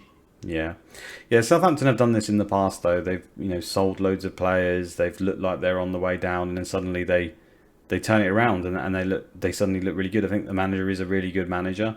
He is very offensive, so it can obviously negatively impact them, but he at least has a plan and an idea, and they can surprise. So Vestergaard was horrific last season in the back end, but let's not forget he was fantastic in the first half of the season. So there is a player with potential there still. We can't let that second half affect us. And if they start putting some passing bonus together at the back there, Vestergaard is definitely still a threat from set pieces. So I feel like if anyone, I'd probably go to him at some point during the season, but certainly not pre-overhaul. On Spurs, so only 4 more teams left, including Spurs. For me, obviously, the standout options are up front for Spurs. I don't think there's too many other options, and that's obviously in Harry Kane and Son. I don't think they're necessarily needed pre-overhaul. However, there is a pretty obvious captain switch at one point from going from Salah to Kane, especially with this talk of the fact he might not be ready to start the season. If we assume he's still at Spurs at this point, we're just going to forget that he might go to Man City. Then, if you look at the fixtures down here, guys, you can see that Liverpool play Burnley on Saturday the 21st, and then Kane would play Wolves on Sunday the 22nd. So you could bring him in here and possibly captain in there. Obviously, he's got Bruno Fernandes still as an option against Southampton. And then you could actually miss out on Salah versus Chelsea, where you'd like to think that he wouldn't get a huge haul in that game. And then you'd get Kane at home to Watford, which probably is the standout captain on the day. Again, you could go Bruno. So it's not a required transfer, but it certainly looks fairly enticing. And being 12 million, if you sort of leave that 0.1 in the bank, then obviously the Salah to Kane is just a pretty obvious move that I think quite a lot of the top managers will probably be considering at that point. This is, of course, if he stays at Spurs. If he doesn't stay at Spurs, then Son at 10.8. I think that's still a really good price. He's probably going to be on penalties. He's just a great player. I think that this is what really, if Kane does move to City, I really want that third striker spot to be able to be up to 10.8 million, which is incredibly tricky to have like a Salah, Kane in your front line and then have 10.8 million available to maybe move to a Son, given if you need to, and sort of have a team that you're happy with at the back.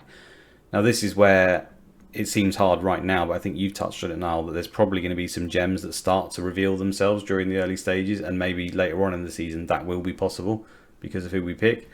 So maybe not one you need to worry about right now. However, Spurs do have a pretty good run after overhaul for a little period. The only pre-overhaul option I would even consider myself, the only one at all, is simply Højbjerg. I think at 8.1 million you could leave him in there and he'll probably get bonus in all 3 of the games. Obviously it's a new manager, so maybe might be a slight tactical shift or maybe could affect it, but he's literally the only one that I really like, to be honest with you. What about you? Yeah, I totally agree. Avoiding Spurs to begin with, I think. Kane looks like he's not going to be playing start of the season, maybe the first game. I don't know how much of that is just a smoke screen for the fact that there's a lot of transfer activity going around, possibly him moving to Man City. But yeah, I agree with what you're saying about Son. I think if Kane does go, then Son becomes a brilliant option. He takes penalties off of Kane, and you could see a world him scoring 20 odd goals as the spearhead of that attack. They've recently signed Brian Gill, or Heel, I think it is. Yeah, the official pronunciation. 8.1, yeah. 8.1, he comes in at midfielder. Bale's no longer there, so they're going to be looking, you'd think, for players to fill that forward line. He could slot in there, and 8.1 is a good price. I think Højbjerg, yeah, 8.1 as well. Will churn out passes and tackles. I think that still represents value. And then at the back, I think we've talked about uncovering gems. Alderweireld's just left. And so Roden, 7 million, might push himself into the starting lineup, although they are in for potentially some other centre-backs. But someone I would look at, and this depends on the system they play, if under Nuno, if they go to that famous back 3 with wing-backs, Doherty, who had a torrid time last year, is only 7.6. And if he starts playing like he did under Nuno at Wolves, all of a sudden he looks a brilliant option at such a cheap price. So there's a lot to look at with Spurs, but probably, again, like we've said, for a number of the teams whose fixtures aren't great, not at the moment. Yeah, yeah. It just everything points to wait and see, really, doesn't it? At this point, the new manager, the fixtures not being great, the Kane situation. Yeah. So for me, Højbjerg is just a very consistent player. So if you really want one, and you're struggling with that third midfield slot that I have been quite a lot, and Højbjerg has been, Ndidi, Højbjerg, players like that. One of those guys has been stuck in there. And yeah, I think he's probably going to be a good value pick across the season again. Let's move on to Aston Villa. They are of interest to us, I think. So, Niall, I don't know if you want to talk us through. I'm just going to bring the fixtures up in the background first of all, actually. So, Watford away, home to Newcastle, home to Brentford. Probably couldn't ask for a better three, really, on paper. They are right at the top of the ticker list. They've got two of the promoted teams in the opening 3 weeks, and then home to Newcastle, who, yeah, they improved a little bit, but yeah, are definitely in the relegation fight again this season, I would say. So the only thing I'll add maybe is the two promoted teams. This is probably not the best time to play them in the opening 3 weeks, where the confidence is high, a little bit more pumped. So probably trickier right now, but it still doesn't take away from the fact that they are probably the weakest sides in the league. So they offer us quite a few options, I think. Yeah, I said earlier on that I was looking at a few teams who you could consider going in hard on the defence at the start of the season as a block defence, with the overhaul only allowing you to do that for 3 games. I think Villa are definitely one of those teams. You've pointed out the fixtures are the best in the league. Obviously, you start with Martinez in goal, who's 7.2 now, so he's, I think, maybe the 4th or 5th most expensive keeper in the game, but he's absolutely worth every penny of that if he plays the way he did last year. Gets save bonus in most games, threatens clean sheets constantly, and in front of him too, the defence will be pretty much unchanged. I suspect that all of the back four who were so prominent for them last year will probably be the same ones. So Target, Mings, Konsa and Cash you'd expect to be the back four. Although I think Ashley Young's been playing a few games in pre-season at fullback, but I don't expect that to last. No, I think he'll just be cover for both the fullbacks, won't he? I'd imagine.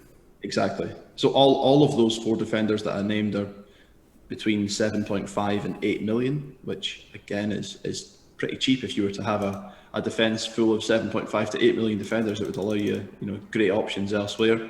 So they're worth looking at. I think of those 4, I quite like Target. Target picks up a good few tackle bonuses and sometimes takes some set pieces. Only 7.9. I think that's great value.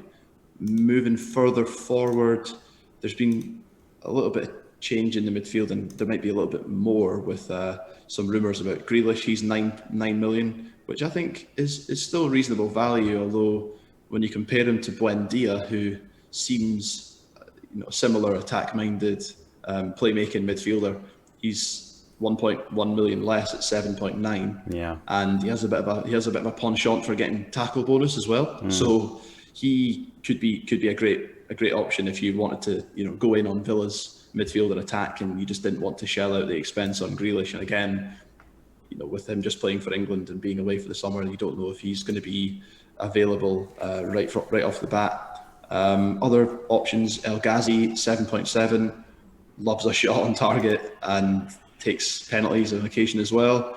So he could be good, but you're going to have to wait and see how the next few weeks of pre-season go in terms of the personnel available will be for them. And then up front, I think Watkins at 9.2, he's right in there with the kind of Richarlisons, Bamfords, Calvert-Lewins.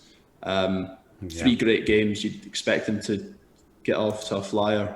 And at 9.2 with what he did last season, yeah, I think that's good value. So yeah, there's a lot of options from Villa. I think, personally speaking, I really like Buendia as a good option. I know he's just joined, but he's got Premier League experience, and he was one of the standout players for Norwich, and in fact was one of the standout players in the Championship last year. So I fully expect he'll hit the ground running, and at 7.9 is good value.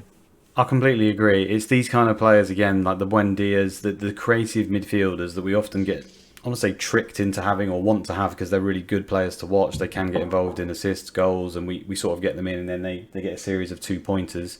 because it's more likely that you don't return in the game than you do, and that's why I like to have these players that have bonus points to fall back on. But in Buendia's case, he's at a cheap enough price where you can take that on the chin. I think, if he does get a 2-pointer, I do think he's going to be in the frame for man of the match quite a lot as well. I think that's just pretty much a no-brainer on Buendia at that price at 7.9, especially pre-overhaul and maybe post-overhaul as well.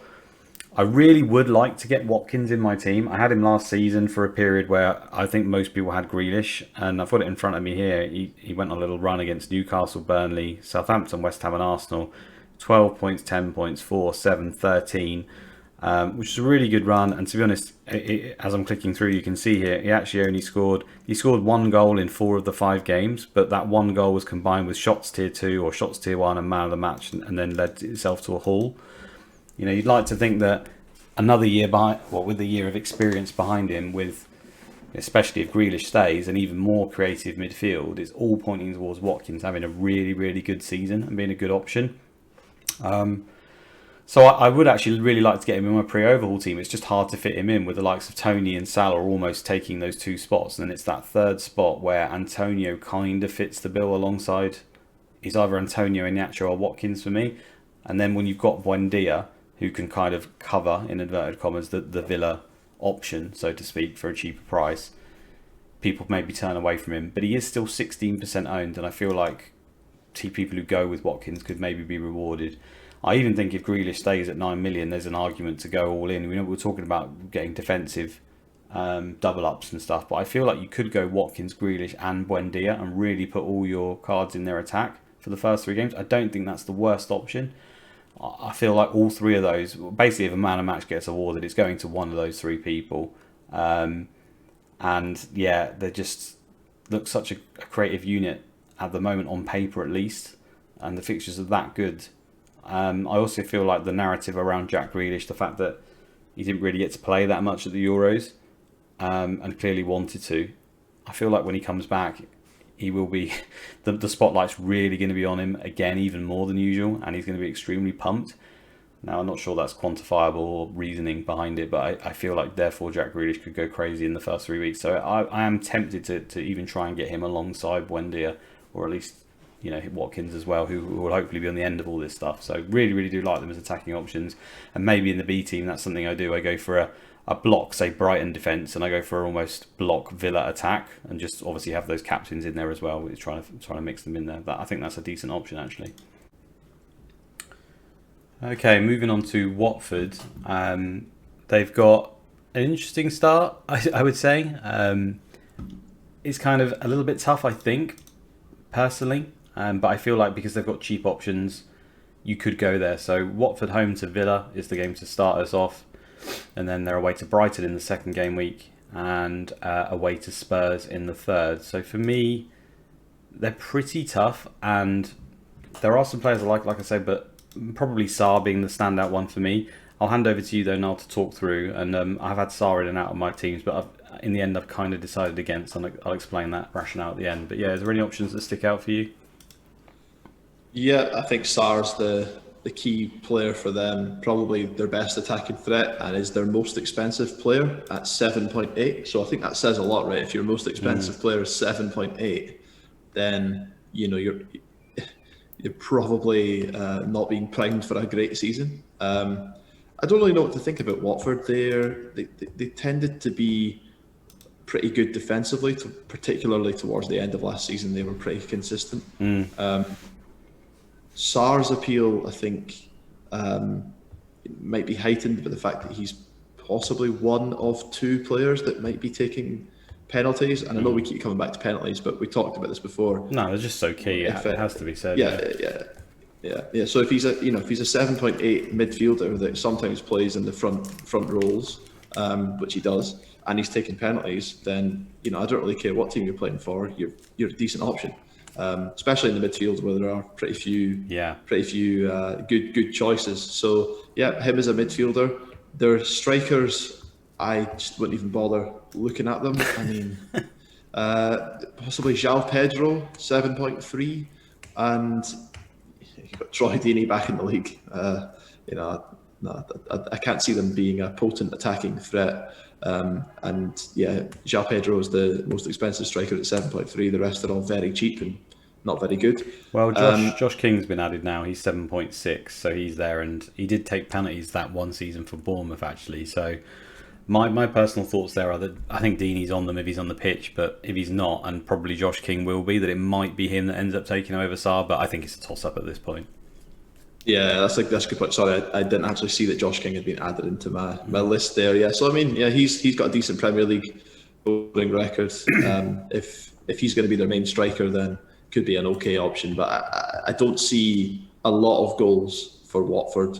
The start isn't terrible, as you pointed out. But I think if I was going to be going there, I'd probably be more tempted by their defensive assets. Yeah. And they've got some. The reason being is because they've got some really, really cheap players. So going through, starting from the goalkeeper, they've got Bachmann at 6.3, which is one of the cheapest, if not the cheapest goalkeeper I think we've talked about so far. Yeah. That will be starting. So if you're really, really up against it, wanting to save budget, he could be in there. I'd imagine that he'll be making a decent amount of saves.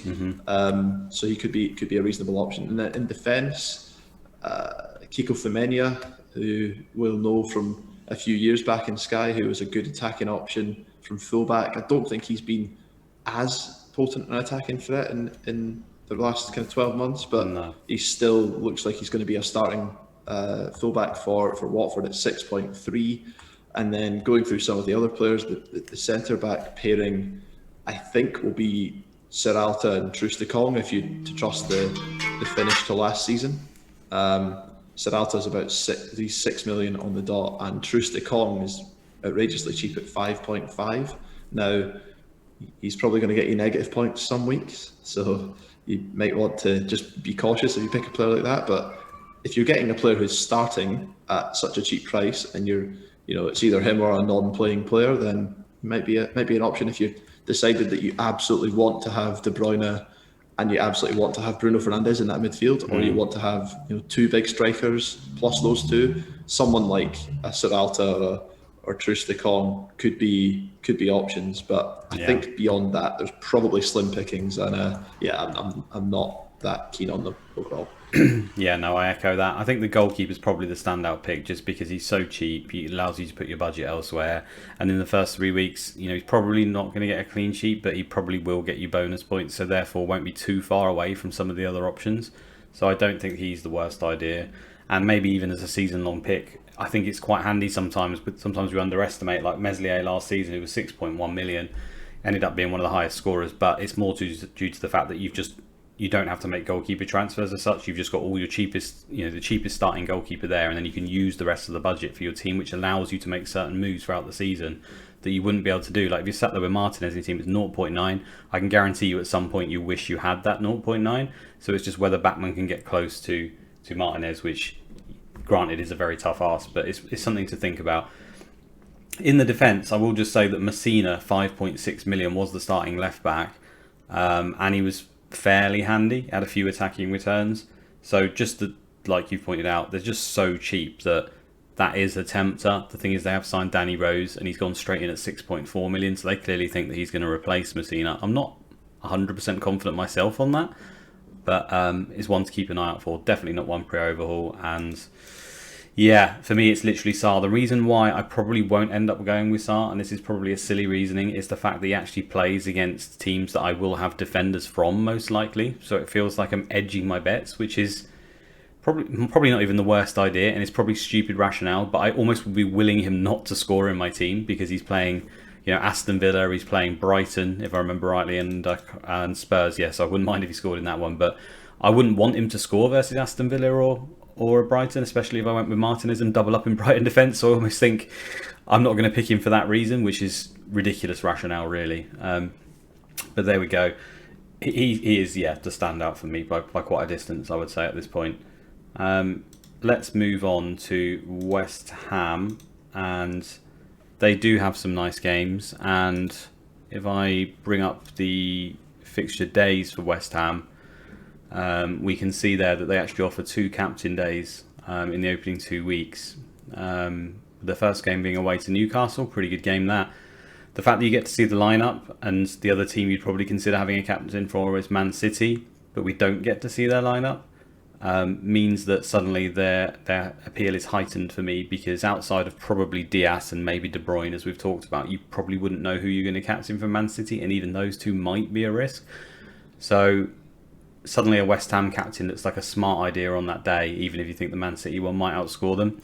Then on the second game week, obviously they've got this game versus Leicester on the Monday, where again we get to see the lineups, and I feel like Antonio will be heavily captained in probably both of these games as a result. And then finally, as they finish up with a really nice game home to Crystal Palace on the Saturday, where again you could consider them as a captain simply because Liverpool play Chelsea and Man City do play Arsenal on that day, so they're in that sort of frame with Leicester that I mentioned away to Norwich. They're at least in the conversation. You know, if Antonio's played incredibly well in the first two games, banged in a couple of goals, etc., then suddenly we might be in a position where we feel we want to target that game, especially if Palace start slowly. So I think they're close to essential to have a West Ham player, really. I know you can cover it by having the Leicester option or just going with a Man City, but I feel like it just probably solves a lot of headaches. And Antonio is just the clear standout. I know his injury record's horrific, but we all know that when he's on the pitch, he generally returns points. The fact that he takes a striker slot is kind of annoying, but that's why I've pretty much got him ahead of Iñárritu and Watkins at this stage anyway for pre-overhaul. The only other option I really like, to be honest with you, from their attacking output at least, is Bowen at 8.2 million. I know Souček is also 8.2 million, is probably slightly safer. With him, I do feel like he's kind of a 2-point machine, really, though. He does get tackles occasionally, and obviously he can score a goal. We know that. But over the 3 weeks, I would have thought you're probably going to get maybe 1 or 2 2-pointers in there, probably mixed in. Whereas the likes of Bowen, he is actually a pretty good player, quite offensive. If Lingard's not back at West Ham, then that makes him a lot more nailed. I feel like when Lingard came into the team, it kind of affected him negatively. But when Lingard dropped out for whatever reason, or Antonio dropped out, Bowen was the first name back in the fold.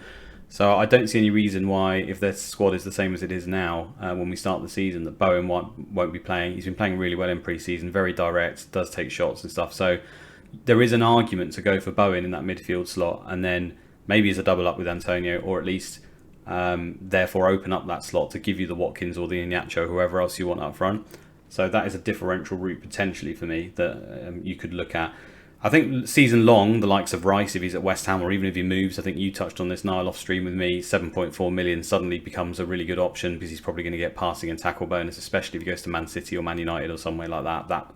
I think he'd find his way into a lot of teams if that was the case. Defensively, Kufal and Cresswell, they do stand out because obviously they've got attacking threat. Kufal has got a tendency to pick up tackle bonus as well. Cresswell obviously on some set pieces. So I don't think they're the worst options at that prices. I think you could probably do a little bit more with the money in the first 3 weeks, is all, just with the likes of the Brighton boys being nearly 1.3 million cheaper in the case of Webster and stuff like that. Cooper at 6.9 and stuff. So they're in the conversation for me, but they're not. They're probably on the periphery at the moment.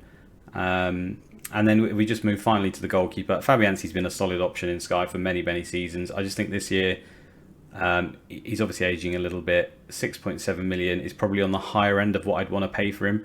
Like that probably will end up being value. Like, it's very easy to say that for goalkeepers because nearly every goalkeeper ends up being value in Sky.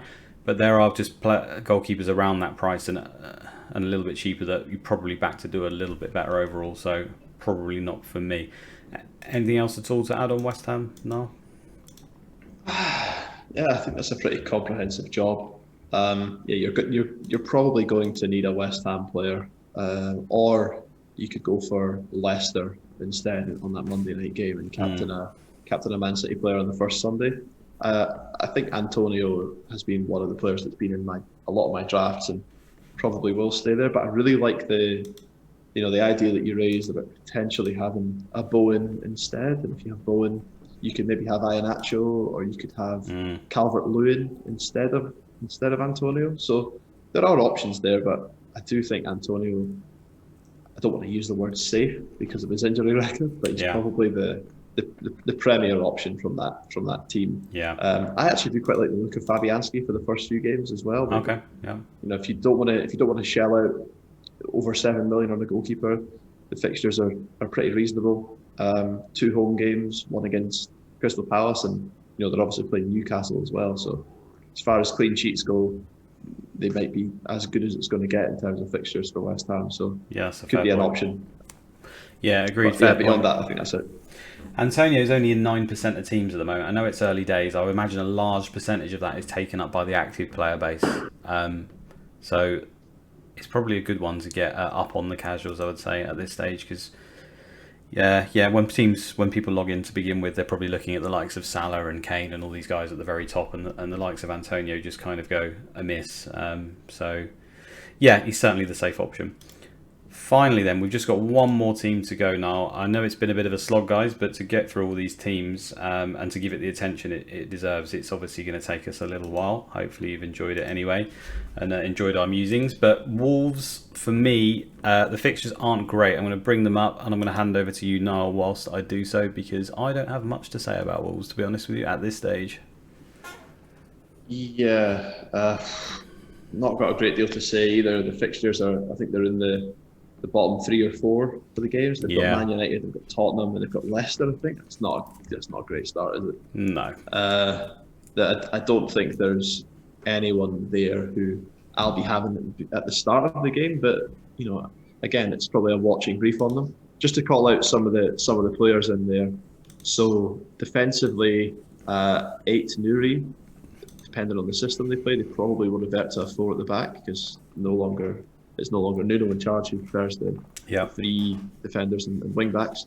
But even still, at 6.7, he's proved that he can get down the wing and get some attacking returns. I think, looking at elsewhere, be interesting to see what they're like on the ball if they keep possession. If they do, then maybe brings players like Bolly into play. At 7.4 could be a reasonable price if they can tighten up at the back. Johnny as well, fullback, is only 7.3. So again, obviously not an immediate term option, but something a bit further down the line. Looking at some of the midfield options, there's not a great deal here. Neto was obviously good last year and was cheap. He's still like 8.1, and he's a young player who's very tricky. Probably the one player in that squad who's got genuine flair, maybe alongside Traore, and is a good man of the match candidate. So could be one for the single match days when they come along.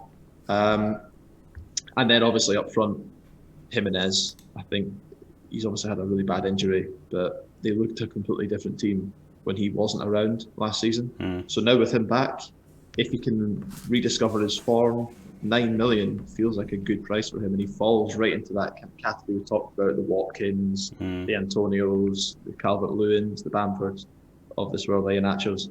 He could be someone who features in that rotational spot once the overhaul's passed. But with the fixtures the way they are, I'm not encouraging people to go to Wolves right now. Yeah, 100% agree with you on that. And we've talked a lot about structure there. The thing to remember, I think, for us is that the pre-overhaul, you don't really need to worry about your formation and your structure so much because you'll not be using any transfers if you can get away with it, possibly that Salah to Kane move. But you just want to pick the team that you think is going to be the best. You don't need to worry about having slots available for certain players so much because in a perfect world, we're not going to be making any subs. That's very much pre-overhaul where the message is, from me, I think at least, and from Niall there, is you're probably going to want Salah. If Kane's at City, you're probably going to want him. And then for that third striker spot, you're probably going to want enough money to go up to some of these guys, even all the way to a Son, which, it's easy to say on paper now, but when I've looked at it, it's incredibly hard to make a team that you're happy with all these bonus centre-backs and stuff that also score ridiculously well.